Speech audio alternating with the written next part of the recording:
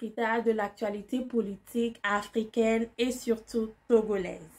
Vous pouvez également me suivre sur mon compte Facebook Ma Belle à moi. Et enfin, vous pouvez participer à nos différents cagnottes, PayPal, Cash App pour nous permettre de revenir avec des nouvelles et élever le débat africain. Cette semaine, nous allons parler de la tentative d'évasion de l'ancien président nigérien Mohamed Bazoum. Aux environs de 3 heures du matin, le président déchu Mohamed Bazoum, accompagné de sa famille, ses 2 cuisiniers et 2 éléments de sécurité, a tenté de s'évader de son lieu de détention. Cette tentative qui a échoué découlerait d'un plan conçu comme suit. Phase 1. Évasion vers un premier point de récupération aux abords du palais présidentiel où les attendait un véhicule banalisé. Phase 2. Ce véhicule devrait les conduire à une planque au quartier Tchangare, à la périphérie nord de la ville de Niamey. Phase 3. À partir de cette planque, un déplacement serait prévu vers 2 hélicoptères appartenant à une puissance étrangère censée les exfiltrer à Birni-Kébi au Nigeria. La prompte réaction des forces de défense et de sécurité a permis de déjouer ce plan de déstabilisation de notre pays. Le Conseil national pour la sauvegarde de la patrie et le gouvernement saluent le professionnalisme et le sang-froid de nos vaillantes forces de défense et de sécurité qui ont permis de préserver des vies humaines, et c'est en dépit de l'attitude irresponsable du président déchu et de ses complices. Pour l'heure, les principaux auteurs et certains de leurs complices ont été arrêtés. Le procureur de la République, saisi de l'affaire, a d'ores et déjà ouvert une enquête. La situation est sous contrôle. Le Conseil national pour la sauvegarde de la patrie et le gouvernement tiennent à rassurer l'opinion nationale et internationale de leur ferme détermination à conduire la transition à son terme, conformément aux aspirations du peuple nigérien digne et souverain, fait à Niamey le 19 octobre 2023. Dans sa tentative d'évasion, il y a lui-même, ancien président nigérien, sa femme, ancienne première dame, qu'on comprend. Tu peux tout prendre à un nom, mais pas sa femme. Son fils, qu'on comprend. Tout et la famille. Les gardes du corps pour la protection et 2 cuisiniers. Et ce n'est pas le premier président déchu qui a dit « Vous pouvez tout me prendre, mais ne me prenez pas mon cuisinier ». Alpha Condé aussi en Guinée avait dit « Non, vous pouvez tout me prendre, vous pouvez prendre le pouvoir, vous pouvez faire ce que vous voulez, mais laissez-moi mon cuisinier ». Et il paraît que son cuisinier était togolais. Lui avait un seul cuisinier, mais il n'était pas prêt à se séparer de ce cuisinier. Et vous comprendrez que même les France-Africains savent que ce qui rentre dans le ventre peut facilement mettre fin à vos vies.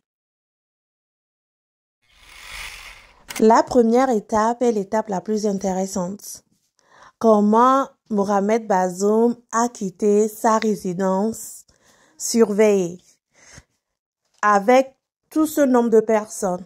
Donc cela veut dire que même dans sa résidence surveillée, il lui est permis, nous l'avons déjà vu, de recevoir ses homologues, disons ses anciens homologues, de recevoir des coups de fil et même de passer des messages où il demande à ce qu'il soit libéré et remis à ses fonctions de président. Oui, Mohamed Bazoum rêvait de liberté, mais pas seulement de liberté. Il rêve de liberté de revenir à la présidence. Malgré ça, il avait une opportunité de mouvoir dans sa résidence surveillée.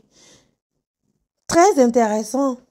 Donc, Mohamed Bazoum, dans mon scénario, parce qu'on n'a pas encore le résultat des investigations, dans mon scénario, il s'est juste déguisé et il est passé par la porte avec l'aide des gardes qui l'accompagnaient, qui sont dans le coup avec lui. Il est juste passé par la porte et il est rentré dans la rue où une voiture banalisée l'attendait pour l'amener dans sa cachette où il attendait la 3e étape de l'évasion.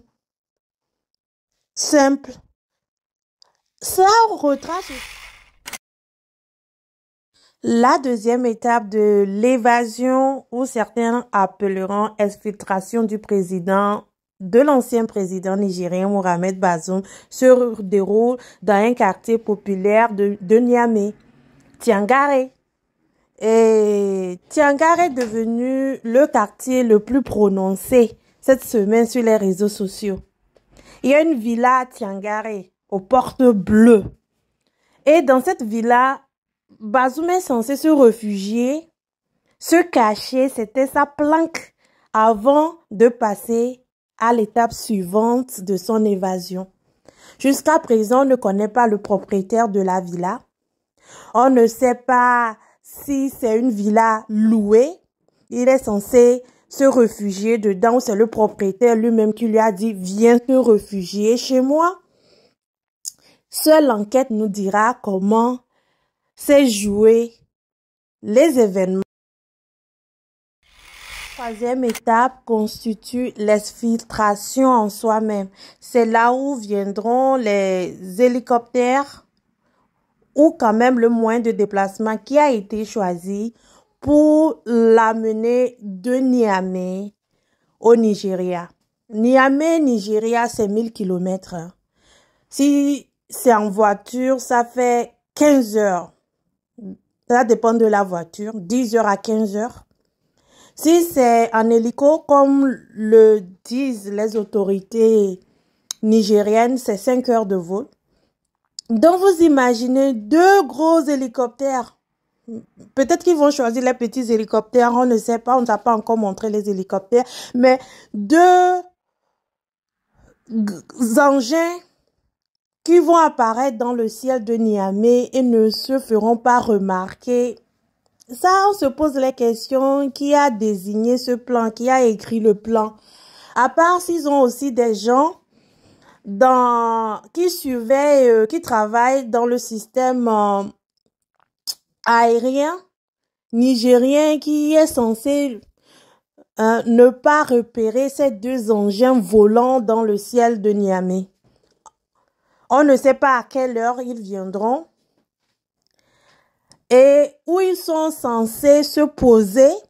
Allons-nous voir un scénario comme dans les films occidentaux où on va lui lancer une corde et il va s'accrocher à la corde, il va monter et rentrer dans l'hélico. Et il y a encore beaucoup de zones d'ombre dans cette histoire qu'on aimerait bien éclaircir. Ce n'est pas tous les jours qu'il y a des tentatives d'exfiltration. Donc, l'évasion a réussi. Il a quitté la résidence surveillée. Il est arrivé à sa planque de Niamey. C'est l'exfiltration qui a échoué. On n'a pas pu le faire sortir du territoire nigérien comme il s'attendait. Et on se demande, c'est la question que tout le monde se pose, comment cela serait fait? Pour Mohamed Bazoum, la communauté internationale peut mettre à 100 le Niger pour le remettre au pouvoir.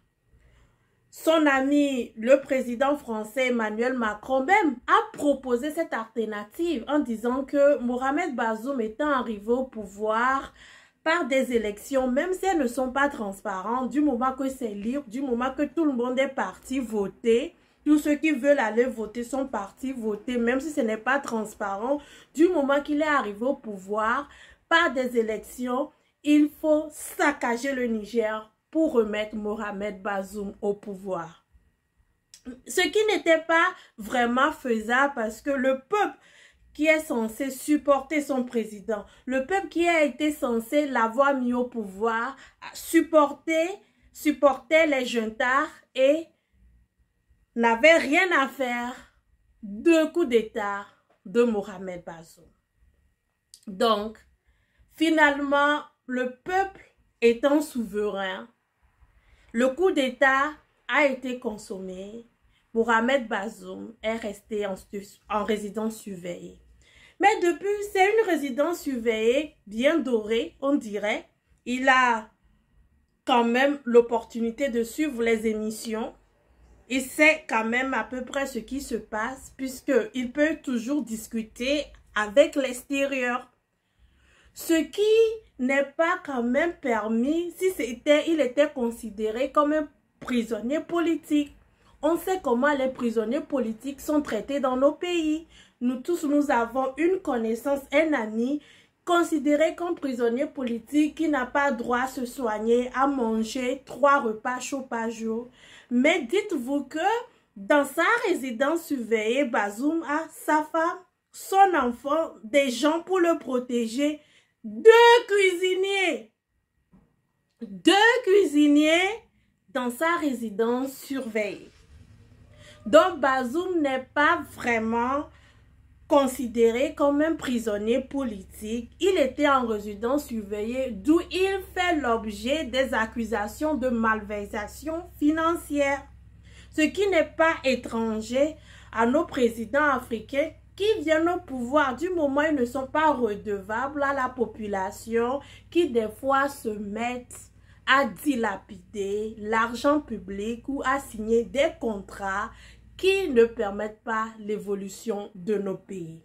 On ne connaît vraiment pas le cas de Bazoum du moment où ses amis, oui, Bazoum a ses amis qui le défendent, qui disent qu'il était un président qui était à cheval sur la corruption. Donc si Bazoum était vraiment à cheval sur la corruption, il ne devait pas avoir peur des accusations de malversation financière et autres. Mais Bazoum, dans sa résidence surveillée, ne rêvait que d'une chose, la liberté. Hein?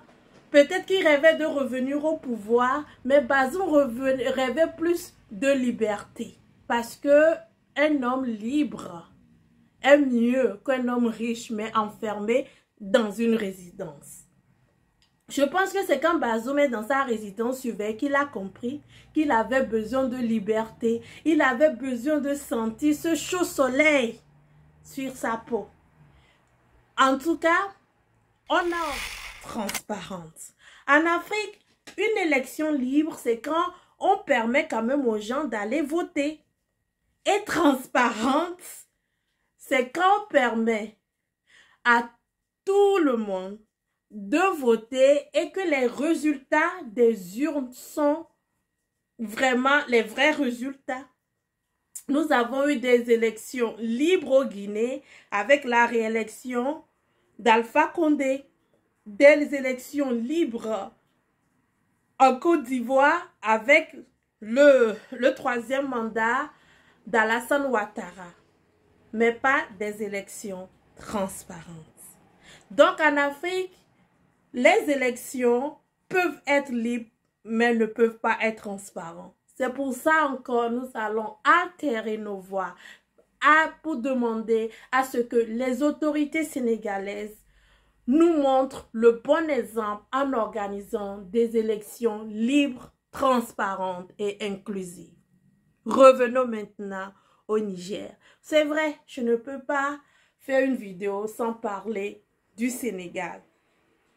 Parce que c'est un pays qui nous tient tous à cœur et que c'est un pays qui nous a montré quand même que dans le domaine de l'alternance au pouvoir, on peut prendre l'exemple du Sénégal quand même qui a pu alterner des présidents jusqu'à ce que nous arrivons aujourd'hui à Macky Sall.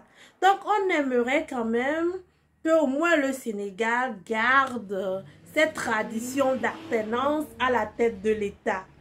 Moi, je suis togolaise. Je ne connais qu'un seul président vraiment du moment où je suis passée du père au fils. Donc, quand je vois les pays quand même qui ont cette tradition d'alterner à la tête de l'État, on les encourage de continuer l'alternance. Mais une alternance un peu plus poussée en rendant le jeu politique plus attractif. On veut être surpris, on veut voir de la vraie politique, comme ça se fait dans certains pays anglophones où à la dernière minute, les candidats auxquels on ne s'attendait pas finissent par remporter le pouvoir. Ce qui rend la vie politique intéressante, qui fait que les jeunes qui voient ça ont quand même confiance aux institutions de l'État, ce qu'on ne voit pas vraiment dans les pays francophones. Tout ce qui est institution de l'État, les jeunes doutent de ça. Même si on appelle les résultats d'une élection, tout le monde se dit qu'il y a quand même quelque chose qui n'a pas été fait. Donc, je demande aux autorités sénégalaises de rendre le jeu politique attractif en rendant les élections libres, transparentes. À écouter le groupe de rap Les Sans-Papiers qui déjà dans l'une de leurs chansons disaient que le panafricanisme c'est un message de positivité pour nos frères et nos sœurs. C'est un message d'amour, c'est un message de paix, c'est un message anti-racisme, c'est un message anti-xénophobie. Et enfin, que nos péchés nous sont pardonnés et que nous pouvons aller en paix développer l'Afrique. N'oubliez pas de vous abonner à mon compte Facebook et YouTube. C'est gratuit et ça aide.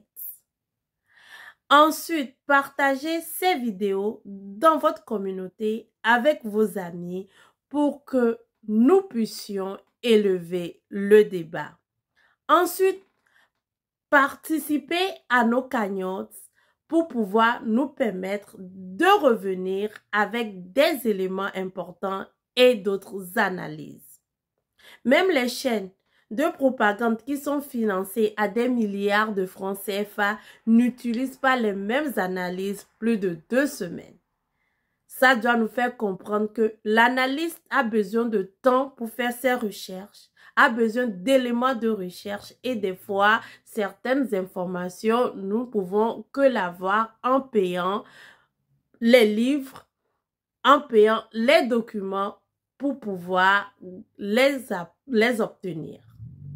J'ai mis les liens pour les différentes cagnottes, que ce soit PayPal, que ce soit Cash App, ça nous aidera à faire nos recherches et même à ajouter d'autres analystes à nos vidéos pour pouvoir mettre notre pierre à l'édifice de la construction d'une Afrique qui profitera à la jeunesse africaine. Sur ce, à la prochaine et passez un bon week-end et que Dieu nous garde. Bye.